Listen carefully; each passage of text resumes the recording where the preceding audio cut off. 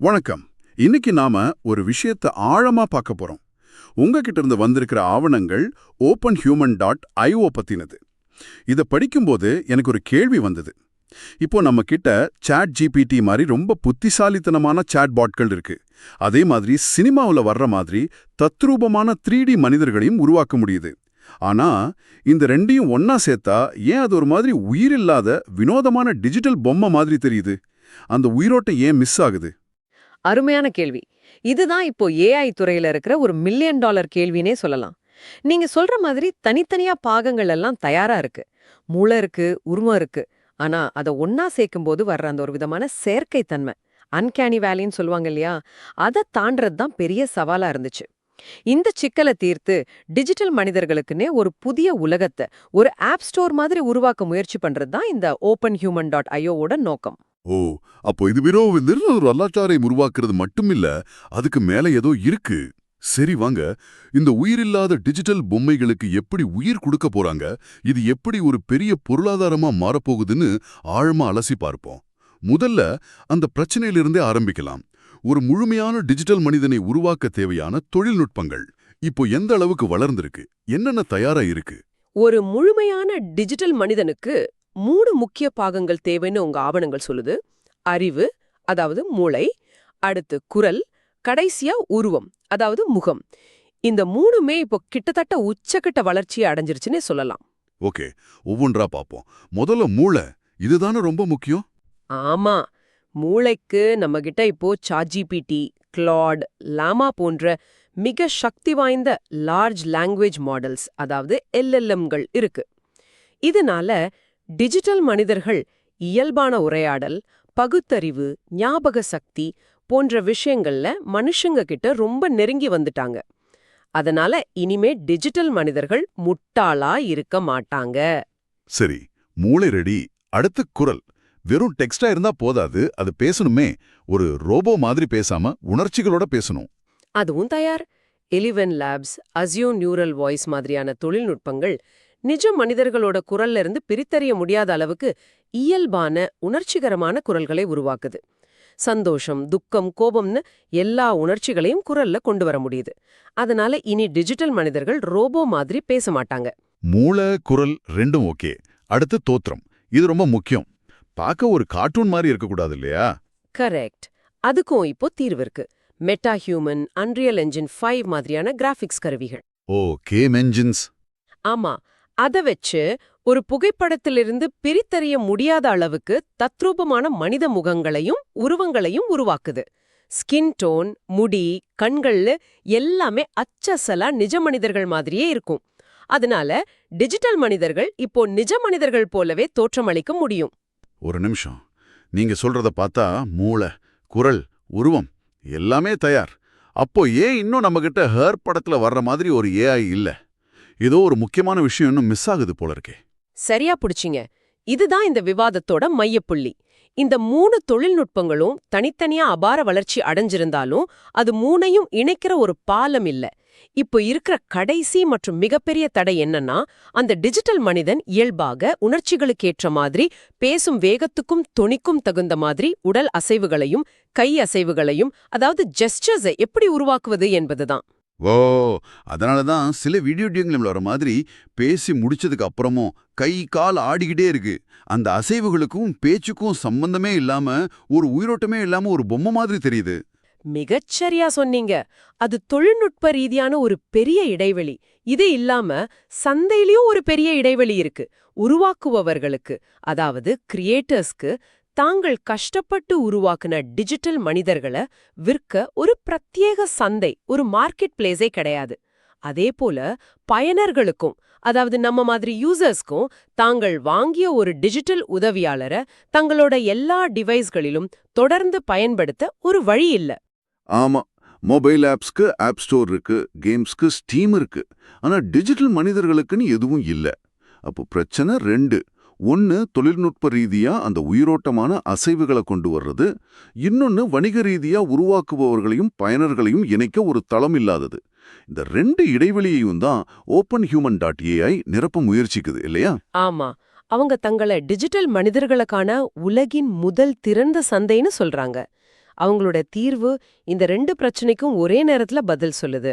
அவங்க 3 முக்கிய தரப்பினருக்கும் மதிப்பு சேர்க்கிற ஒரு சூழலை, அதாவது ஒரு எக்கோசிஸ்டமை உருவாக்குறாங்க. அந்த 3 தரப்பினரும் யார்? அவங்க எப்படி இந்த எக்கோசிஸ்டம்ல பொருந்துறாங்க? முதலாவது உருவாக்குபவர்கள், அதாவது கிரியேட்டர்ஸ். அவங்களுக்கான ஓபன் ஹியூமனோட கொள்கை ரொம்ப சிம்பிள். ஒரு முறை உருவாக்குங்கள், எல்லா இடங்களிலும் விற்று 70% வருமானம் பெறுங்கள். 70% வருமானமா? இது நிச்சயம் நிறைய கிரியேட்டர்ஸை ஈர்க்கும். ஆமா, யூடியூப் மாடல் மாதிரி நல்ல படைப்பாளிகளை உள்ள கொண்டு வர்ற இது ஒரு சிறந்த வழி. சரி, அடுத்து பயனர்கள், அதாவது யூசர்ஸ். அவங்களுக்கு என்ன கிடைக்கும்? இரண்டாவது பயனர்கள், யூசர்ஸ். அவங்களுக்கான வாக்குறுதி. ஒரே உதவியாளர், நீங்கள் போகும் எல்லா இடங்களிலும். அதாவது ஒரே ஆளுமை, ஒரே ஞாபக சக்தி, ஒரே உறவு. நீங்க போன்ல பேசுற உதவியாளர் தான் உங்க கார்லயும் உங்க டிவிலயும் இருப்பாங்க. ஒவ்வொரு தடவையும் புதுசா ஆரம்பிக்க வேண்டாம். இதுதான் இப்ப இருக்கிற வாய்ஸ் அசிஸ்டன்ட்ஸ்ல இருக்கிற பெரிய பிரச்சனை. என் போன்ல இருக்கிற அசிஸ்டன்ட்டுக்கு என் ஸ்மார்ட் ஸ்பீக்கர்ல என்ன பேசுனேனே தெரியாது. சரி, மூன்றாவது தரப்பு யாரு? மூன்றாவது தளம், அதாவது openhuman.ai. அவங்களுடைய பங்கு. இந்த சூழலை இயங்க வைத்து 30% வருமானத்தை எடுத்துக்கொள்ளுங்கள். இந்த சந்தையை நடத்துறது, தொழில்நுட்ப கட்டமைப்பை வழங்குறது, SDKகள் மற்றும் AI ரன் டைமை கொடுக்கறது எல்லாமே அவங்க வேலை. ரொம்ப தெளிவான பிசினஸ் மாடல். சரி, ஒரு கிரியேட்டர் இதுல ஒரு டிஜிட்டல் மனிதனை உருவாக்கணும்னா அது எவ்வளோ கஷ்டம்? அவங்க என்னவெல்லாம் செய்யணும்? இதுல தான் ஓபன் ஹியூமன் தளம் ரொம்ப புத்திசாலித்தனமா செயல்படுது. கிரியேட்டர்கள் 3 விஷயங்களை மட்டும் கொடுத்தா போதும். டிஜிட்டல் மனிதனோட ஆளுமை, பர்சனாலிட்டி. இதுக்கு அவங்களுக்கு பிடிச்ச LLM என்பாயிண்ட்டை பயன்படுத்தலாம். ஓகே. அடுத்து தோற்றம், அப்பியரன்ஸ். இதுக்கு ஒரு 3D மாடல். கடைசியா நடத்தை, பிஹேவியர். இதுக்கு சில இமோஷன் ரூல்ஸ். மத்த தொழில்நுட்ப வேலைகள் எல்லாம், அனிமேஷன், ரெண்டரிங், இதெல்லாம் அது எல்லாத்தையும் தளம் பார்த்துக்கும். கிரியேட்டர்களுக்கு உதவுறதுக்காகவே கிரியேட்டர் ஸ்டுடியோ, 3D மாடல் டெம்ப்ளேட்கள், ஜீராப் மாதிரி கருவிகளை இலவசமாவே கொடுக்கறாங்க. ஜீராப்பா? அது என்ன? அது ஒரு சுவாரஸ்யமான கருவி. இது ஒரு 3D மாடல் மேல ஒரு போட்டோல இருக்கிற முகத்தை ரொம்ப சுலபமா பொருத்தி தத்ரூபமான டிஜிட்டல் மனிதர்களை நிமிடங்கள்லயே உருவாக்க உதவுது. கிரியேட்டர்கள் அவங்களோட படைப்பு திறன்ல மட்டும் கவனம் செலுத்தினா போதும். அப்போ இந்த தளம்தான் அந்த உயிரில்லாத பொம்மை பிரச்சனைக்கு தீர்வு கொடுக்குது. அது எப்படி அந்த மேஜிக்கை நிகழ்த்துது? ஆமா, இந்த தளத்துல 2 தனித்துவமான ரொம்ப முக்கியமான தொழில்நுட்பங்கள் இருக்கு. முதலாவது AI மோஷன் சிந்தசிஸ் இன்ஜின். இதுதான் நாம ஆரம்பத்துல பேசின அந்த உடல் அசைவு சிக்கலை தீர்க்குது. இது டெக்ஸ்ட், ஆடியோ, உணர்ச்சி குறிப்புகள் எல்லாத்தையும் உள்ளீடா எடுத்துக்கிட்டு 50 மில்லி வினாடிக்கும் குறைவான நேரத்துல 50 மில்லி வினாடிக்குள்ளையா? அது கண்ணிமைக்கிற நேரத்தை விட வேகம். ஆமா, அந்த வேகத்துல வினாடிக்கு 60 ஃப்ரேம்கள் 60 FPS வேகத்துல இயல்பான உயிரோட்டமான அசைவுகளை உருவாக்குது. அந்த வேகம் ஏன் அவ்வளோ முக்கியம்? அந்த வேகம் இல்லைன்னா பேச்சுக்கும் உதட்டசைவுக்கும் உடல் மொழிக்கும் ஒரு சின்ன தாமதம் ஏற்படும். அந்த சின்ன தாமதம் கூட நம்ம மூளைக்கு அது செயற்கையானதுன்னு காட்டி கொடுத்துடும். அந்த மாயை உடைஞ்சிடும். இந்த ரியல் டைம் ப்ராசஸிங் தான் ஒரு இன்டராக்டிவ் டிஜிட்டல் மனிதனை ஒரு சினிமா CGIல இருந்து வேறுபடுத்துது. இந்த என்ஜின் தான் டிஜிட்டல் மனிதனுக்கு நிஜமான உயிரை கொடுக்குது. அடடா, அப்போ உயிரற்ற பொம்மை பிரச்சனைக்கு இதுதான் தீர்வு? சரி, அந்த இரண்டாவது முக்கியமான தொழில்நுட்பம் என்ன? அதுதான் கான்டெக்ஸ்ட் சிங்க்ரோனைசேஷன் சிஸ்டம். என்ன கேட்டா இதுதான் இவங்களுடைய உண்மையான கில்லர் ஃபீச்சர். நீங்க ஒரு டிஜிட்டல் உதவியாளருடன் பேசுற ஒவ்வொரு உரையாடலும் உங்க விருப்பங்கள், உங்க இருப்பிடம், உங்க மனநிலைன்னு எல்லாமே 100 மில்லி வினாடிக்குள்ள உங்களுடைய எல்லா டிவைஸ்களுக்கும் சிங்க் ஆயிடும். ஒரு நிமிஷம், இத கொஞ்சம் தெளிவா சொல்லுங்க. இது வெறும் சாட் ஹிஸ்டரிய சிங்க் பண்றது மாதிரி இல்லையா? அதுக்கும் மேல இது ஒரு தொடர்ச்சியான நினைவு ஓட்டம். நீங்க காலையில ஸ்மார்ட் மிரர் கிட்ட பேசினதோட தொடர்ச்சிய உங்க கார்ல பேசலாம். உங்க உரையாடல் மட்டும் இல்ல, உங்க கேலண்டர், உங்க இருப்பிடம், நீங்க சந்தோஷமா இருக்கீங்களா இல்ல சோகமா இருக்கீங்களாங்கிற உங்க மனநிலை வரைக்கும் எல்லாமே சிங்க் ஆகும். இதனால அந்த டிஜிட்டல் மனிதன் உங்கள ஒரு நண்பர் மாதிரி முழுமையா புரிஞ்சுக்குவான். இதுதான் இதுவரைக்கும் எந்த அசிஸ்டன்ட்டும் செய்யாத ஒரு விஷயம். கேட்கும் போதே எதிர்காலத்துக்கு போன மாதிரி இருக்கு. இந்த கான்செப்ட் எல்லாத்தையும் ஒன்னா சேர்த்து ஒரு நிஜ உலக உதாரணத்தோட சொன்னா இன்னும் நல்லா புரியும். இப்போ எம்மா அப்படின்னு ஒரு டிஜிட்டல் உதவியாளர் என்கிட்ட இருந்தா ஒரு நாள் எப்படி இருக்கும்?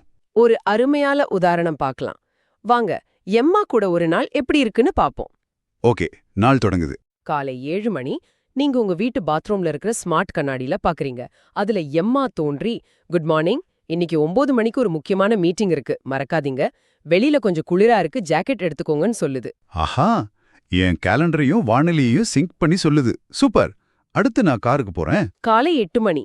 நீங்க கார்க்குள் நுழைஞ்சதும் கார் டிஸ்ப்ளேல எம்மா தோன்றி, டிராஃபிக் கொஞ்சம் அதிகமா இருக்கு, ஆனா நம்ம சரியான நேரத்துக்கு போயிடலாம்.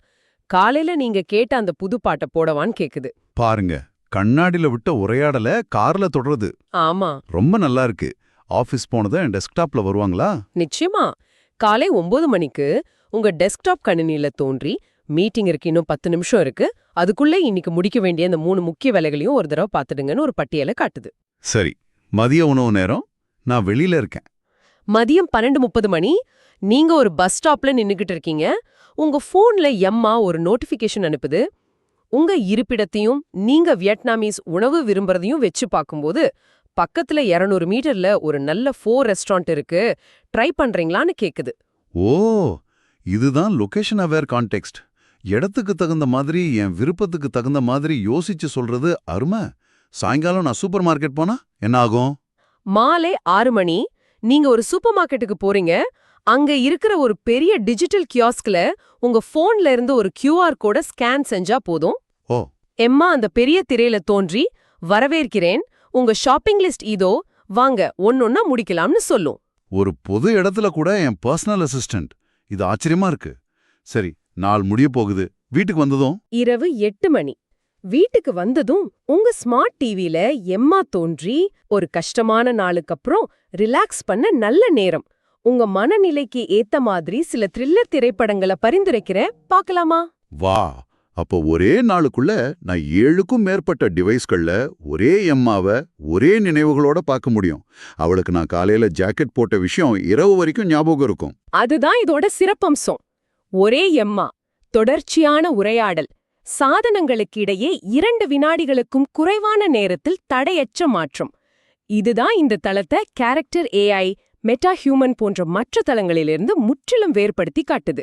அவங்க கிட்ட இந்த மாதிரி ஒரு ஒருங்கிணைந்த சந்தையோ, பல சாதனங்கள்ல இயங்குற தன்மையோ, அல்லது கிரியேட்டர்களுக்கு நேரடி வருமான வாய்ப்போ கிடையாது. அப்போ openhuman.ai என்பது வெறும் ஒரு சாட்பாட்டோ அல்லது அவதார் ஆப்போ கிடையாது. இது டிஜிட்டல் மனிதர்களை ஒரு திறந்த பொருளாதாரமாக மாற்றும் முதல் தளம். உருவாக்குபவர்களுக்கு ஒரு புதிய வருமான வாய்ப்பையும், பயனர்களுக்கு இதுவரை இல்லாத ஒரு தனித்துவமான தொடர்ச்சியான அனுபவத்தையும் இது கொடுக்குது. இது ஒரு வின்னர் டேக் ஆல் சந்தையா மாற வாய்ப்பு இருக்கு. யார் முதல்ல ஒரு தரமான தளத்தை உருவாக்குறாங்களோ அவங்க தான் இந்த துறையின் ஆப்பிள் அல்லது கூகுள் மாதிரி ஆயிடுவாங்க. சரியா சொன்னீங்க. இது தொழில்நுட்ப ரீதியா எப்படி சாத்தியமாகுது, இதோட எதிர்காலம் எப்படி இருக்கும்னு உங்க ஆவணங்களை வச்சு பார்க்கும்போது ஒரு முக்கியமான கேள்வி எழுகிறது. என்ன கேள்வி அது? ஆவணங்கள்ல சொல்ற ஒரு வரி என்னன்னா, அடுத்த 10 ஆண்டுகளில் மனிதர்கள் ஆப்ஸ்களுடன் உரையாட மாட்டார்கள், உயிர்களுடன் உரையாடுவார்கள். அப்படி ஒரு நிலை வரும்போது மனிதர்களுக்கும் AIக்கும் இடையிலான உறவு எப்படி மாறும்? உங்க வாழ்க்கையின் ஒவ்வொரு நொடியிலும், ஒவ்வொரு இடத்திலும் உங்களை முழுமையாக அறிந்த ஒரு டிஜிட்டல் துணை உங்களுடன் இருந்தால், அது உங்களுடைய முடிவுகளையும் உணர்வுகளையும், ஏன் உங்க தனிப்பட்ட சுதந்திரத்தையும் எந்த அளவுக்கு பாதிக்கும்? இது நீங்க யோசித்து பாருங்க.